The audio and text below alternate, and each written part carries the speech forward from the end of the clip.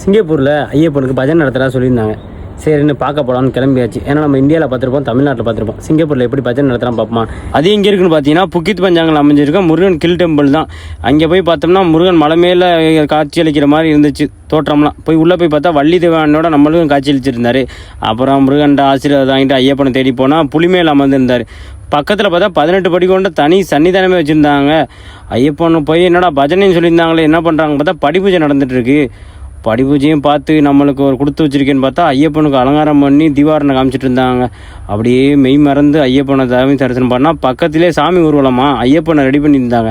சரின்னு அங்கே போய் பார்த்தா நம்மளை சாமி ஊர்வலத்துக்கு நம்மளையும் பங்கு பெற சொல்லிட்டாங்க. சரின்னு ஐயப்பனை சுமக்கிறதுல நம்மளுக்கு கொடுப்பனை இருக்குதுன்னு சொல்லிட்டு நாங்களும் சுமந்துட்டு போயாச்சு.